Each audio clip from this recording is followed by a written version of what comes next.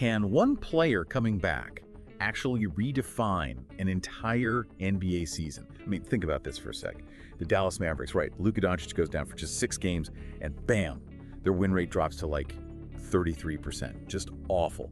So the big question we're wrestling with today, the one everyone's asking, is Luka's comeback the spark they desperately need, or is this just setting up for maybe an even bigger disappointment? Welcome to the Deep Dive. Today we are zeroing in, really focusing hard on this one thing. Doncic's comeback. Okay. The game that will define his season. Exactly. And our mission today, it's pretty clear. We're not just going to glance at the box scores from his first game back. No. We need to really dig into what this return actually signifies. For Luka himself, obviously, for the Mavs, and maybe even how this whole season gets remembered, You've gathered some really interesting points, and the goal here is to understand the true weight of this specific moment. Okay, right. So let's break down why those 6 games felt so long. A strained hamstring kept him out 14 days.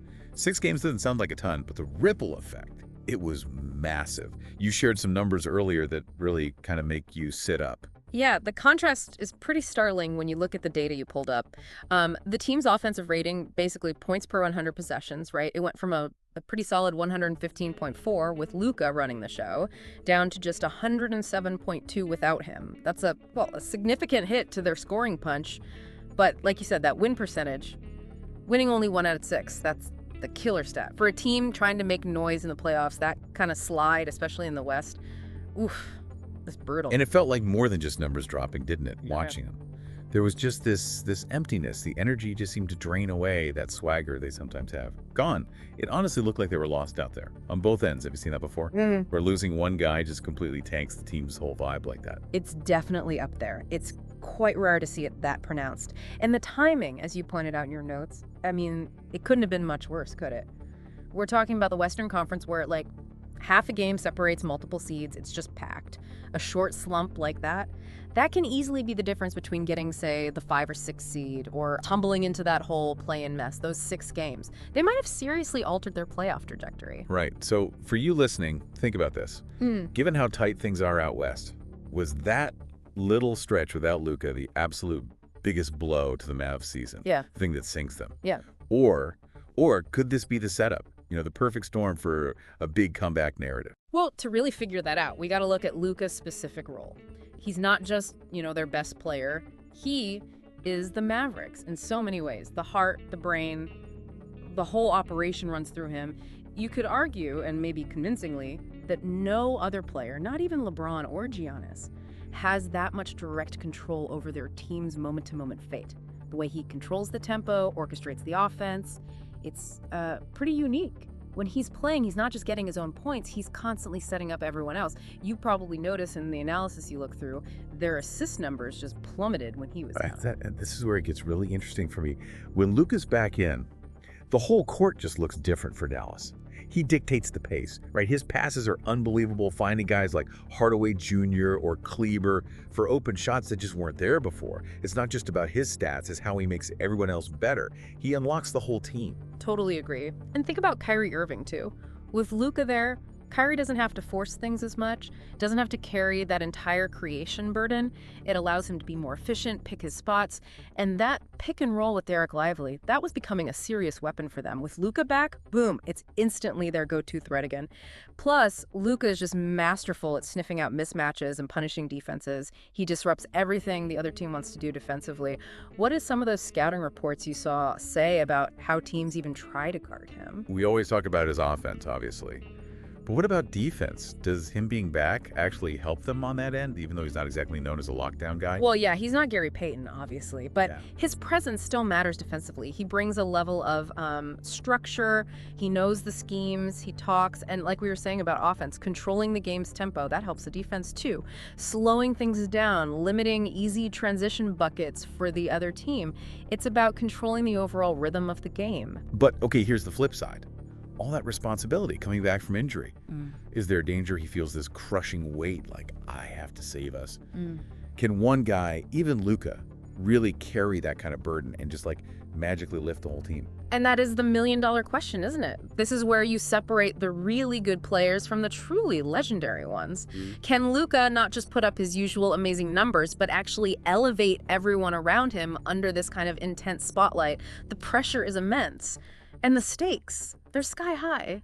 Let's be honest, if he comes back and they don't start winning, if they don't climb back into a solid playoff spot, well, that's going to raise some serious doubts about their chances this year, and fair or not, probably about Luka's ability to lead a team when the chips are really down. So looking down the road then, what does the path ahead look like now that he's expected back? Is it smooth sailing? Definitely not smooth sailing. The schedule is still a beast. They've got some really tough games coming up. Teams like the Warriors, Clippers, Thunder, Suns. These are all playoff teams, or teams fighting hard for it. In the West this year, there are basically no nights off. Nobody's going to roll over for them just because Luka's back on the court. Which means they have basically zero margin for error now, right? Yeah. Every single game feels like a must-win. Precisely. It's tightrope walking from here on out. You know, best case scenario. Luka comes back, looks dominant, maybe even better after the rest, and they surge. Maybe they grab that 5th or 6th seed, avoid the play-in altogether. That's the dream. But the other side, if he's maybe a step slow or the chemistry takes a bit to click back in, they could easily find themselves stuck in that 7-10 range and the play-in. One bad shooting night, one tough matchup, and poof, season's over. It's that precarious. What do you think other teams might do? Strategy-wise, I mean. Yeah. Trying to exploit the fact he's just coming back. Oh, for sure. It feels like teams are absolutely going to test him, right? See if that hamstring is really okay. Absolutely. You can bet teams like the Clippers with guys like Kawhi and PG, they're going to try and be physical, attack him, make him move laterally, see if he holds up. Or maybe a team like Phoenix tries to trap him more aggressively, you know? Wear him down, test his stamina, see if he makes tired mistakes under pressure. It's physical, sure, but it's also psychological warfare. Wow. Okay, so if Luka does manage to navigate all this, this tough schedule, the pressure, the potential targeting, and he gets Dallas into a good spot, how significant would this specific stretch, this comeback, be for his career overall? Oh, it could be absolutely massive. Arguably the most defining stretch of his young career so far, I'd say. If he pulls this off, leads them through this fire, secures a solid playoff seed after that slump, that sends a huge message. It speaks volumes about his talent, sure, but also his will, his leadership when things get tough. That's legacy building stuff. Which leads us perfectly into that bigger conversation, Luka's legacy. When people talk about Luka Dončić right now, what is he? Is he just this amazing offensive force, a European phenom putting up crazy stats? Or is there something more developing here? Well, he's not even 26 yet, and what he's already done is, frankly, staggering. Leading that team to the Western Conference Finals a couple years back, the numbers he puts up night after night, historic. The comparisons you hear to Larry Bird, to Magic, even to LeBron in terms of impact, they're not totally crazy. He's shown that level of potential. But, as you probably saw mentioned in the research, that ultimate team success, the championship ring, or at least consistent deep playoff runs, that's still the missing piece, isn't it? And we also have to talk about the injuries. Yeah. I feel like there's been a pattern of these nagging things lately. Exactly. It's not just this hamstring. There have been ankle sprains, various tweaks. They're starting to add up, and it does make you wonder, you know, can his body handle this kind of workload year after year? He carries such a heavy burden for them offensively. Is the team maybe asking too much, relying on him too heavily, potentially increasing that injury risk? It's a tough balance. So bringing it back to this moment, this comeback right now, how does this potentially swing the long-term view of Luka? It feels pivotal. If he comes back, dominates, lifts this team, gets them playing great basketball deep into the playoffs, that narrative shifts hard. He's not just a superstar then. He's a proven leader who elevates his team when it matters most. That really cements him as like the face of the NBA's next era. But if they struggle, if they come back and still can't quite get over the hump, maybe bow out early again, well, unfortunately, that's going to fuel the counter narrative. You know, the great stats, but can he win? Question, is he just another superstar who can't quite translate individual brilliance into ultimate team success? Okay, so let's try and wrap our heads around this whole Doncic factor. As he steps back on the floor, what's the absolute core element we should all be watching for? For me, it's got to be more than just the points, the assists, the triple doubles. We know he can do that. It's about the leadership. It's the composure. It's that ability to control the chaos in the biggest moments, to make the right play under pressure, to lift his teammates. That's the difference maker. It's the heart.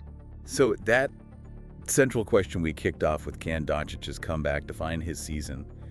It wasn't just hype, was it? It feels incredibly real. Oh, absolutely. This isn't just about whether they finish 5th or 8th. This stretch, how he performs, how the team responds, It feels like it's actively shaping the story of Luka Doncic's career right now. If he leads them through this successfully, the conversation changes. It moves beyond just stats. It becomes about greatness, about clutch performance, about legacy, with Luka right at the center of it all. All right, now it's your turn. We want to hear from you.